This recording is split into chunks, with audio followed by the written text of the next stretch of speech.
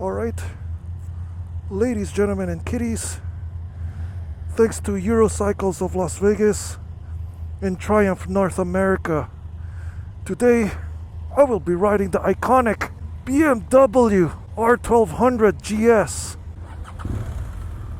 Alrighty, today I'll be riding their the standard GS without the TFT gauge. So this one carries over the previous year's tiny gauge over here.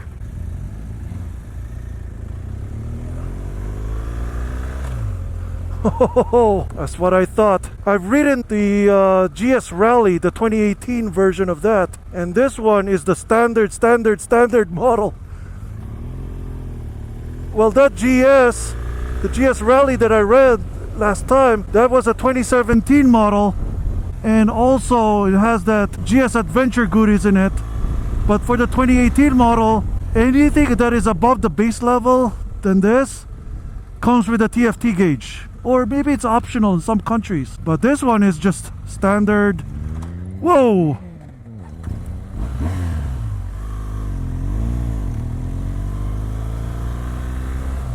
I stalled on that one. I forgot to shift down. I'm just pretty excited riding this bike again. No, actually riding this base model. Alright, ergonomics check. Flat-footed. Easy. Nothing. Too protruding. Flat twin engine over here. Shaft drive on your left side. It feels so light. The side mirrors is standard fare BMW. You see this on the S1000 series and the rest of the line usually. The clutch lever, spring resistance is very light. Stupid light. And it bites almost right between the middle to the full release. Man, this feels so light. It feels like a 500cc motorcycle. That's what everyone loves the GS for. It's so easy to ride, and also it's bulletproof if you take care of it, of course.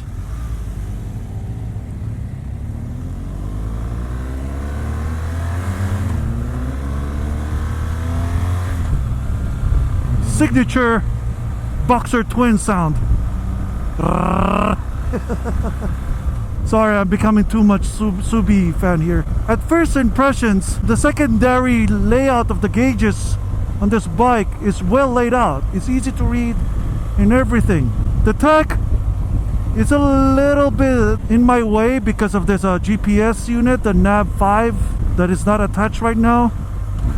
I can't see the 6,000, 7,000 RPM, but that can be adjusted once you own the bike. One thing that really annoys me ever since before the TFT gauges, R1200s, are that tiny microscopic speedometer gauge. Speedometer, yeah. It's like what Ben Stiller said on Zoolander. Is this for ants? Let's see if this one has a quick shifter mode, but let me see. Very maneuverable. So light. Nope. It doesn't have a quick shifter.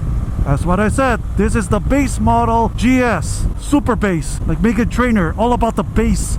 Not that base, but it's base model. B-A-S-E. Not B-A-S-S like boom, boom, boom. As expected, I'm very comfortable in this bike. Like stupid comfortable.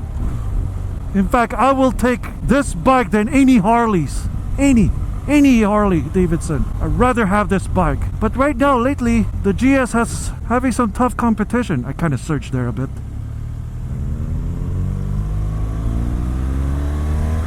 The gear selector is a little clunky. You have to manhandle its shifts. There's no good revs unless if you really go at it. But rev shifting this bike is pretty easy. Rev matching this bike, rev shifting. You're right. Also, this bike also has the wind guards or hull guards, but it doesn't have a bash plate in it. It doesn't have a bash tube in it, like one of those bark busters. It only designs for cold weather and to shield it from the wind. That's what it does. The rear pedals is a little spongy, like American car spongy, like a GM Chevrolet type spongy. And And also the front brakes is also spongy as some cruiser bikes, like some Harleys or Indian bikes. See, it's very spongy, easy to stand too, just like that guy did earlier. Now we're going off-road mode. Oh boy, enduro now. Nice. Right now we're in enduro mode right now. The traction control is going nuts right now. Whoa. Whoa. I have minimal to no experience off-roading, so there you go. That's why I'm feeling like a kid right now. The bars are a little too low. If I stand up like this, I have to scrunch forward a little bit, but it's doing good. I have to stay seated right now because it's so hard. Yeah. Whoa, my first ever off-roading in a BMW. It's very comfy actually. I just have to rise up the handlebars just a little bit, and I'm hanging my dear life right now. I can feel some stones hitting me. This is fun. This is very fun. I'm not used to it, but it's fun. Whee!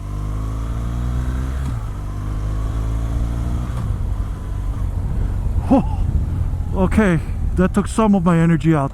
Very exciting. Good thing I didn't have a screwed up day.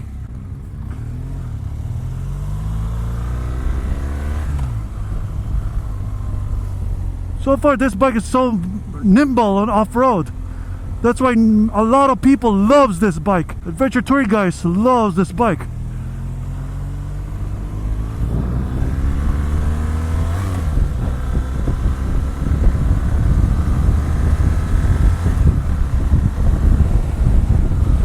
So far so good. It feels like a boxer powered dirt bike at some degree. But you got enough toys in here too though, even for base model. It has a cruise control, it has adjustable dampening, some throttle modes. It's drive-by-wire, so there you go. And of course, once you notice, like all boxer powered bikes or any transverse powered motorcycles, if you're standing still like right now, the bike shifts onto its sides. As you can see, it pitches to each side like the Guzzi, any boxer powered bikes in the market right now. Man, this engines is really stand out. Just like when I rode the R9T before, the boxer twin on that engine really stands out. But the good thing is, see that shaft drive over there, I'm perfectly comfortable. Also, if people are worried about the boxer twin engine is sticking out too much, it's not as wide as your handlebar, so you rest assured, just gauge on your handlebars and it will hit both sides of the engine. See, it pitches side on the side, but it's a lot smoother than the Moto Guzzi that I rode one time. That thing pitches really ferocious, just like that bike over there. That thing pitches like see,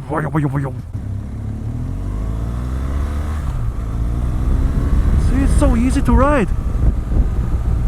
It's a very pleasurable bike to ride. If you're into this type sort of thing, if you're not after super high powered KTM monster or whatever, or the panache of the Ducatis, the Multistradas, if you're riding a Moto Guzzi Stelvio, you're a masochist. Very torquey, but as the revs goes up, it feels like it's topping out a little bit.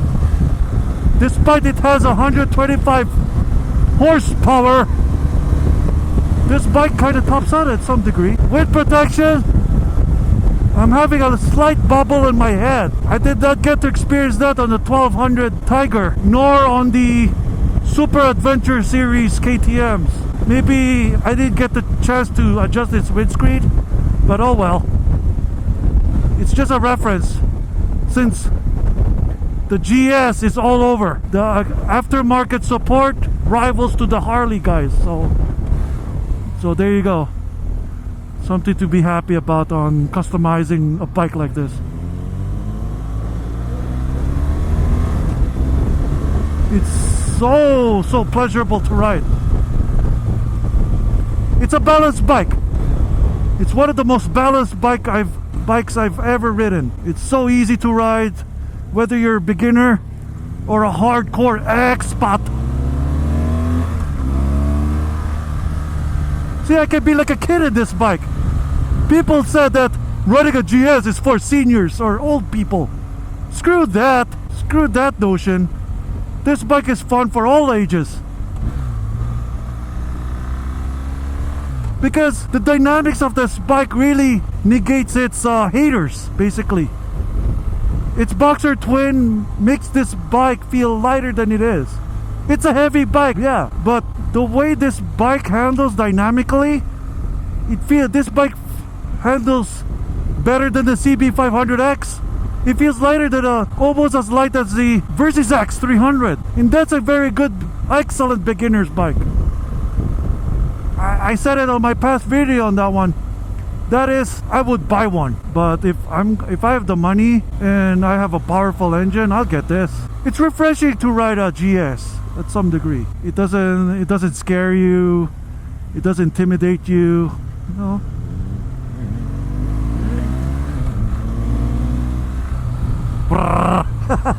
So easy to rev match. See, look at that.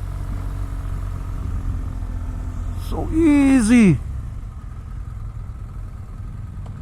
So easy to ride. Oh my gosh, you have no freaking clue how easy this bike really is. Just like the Tiger R1200, this bike is stupid easy to use. Oh man.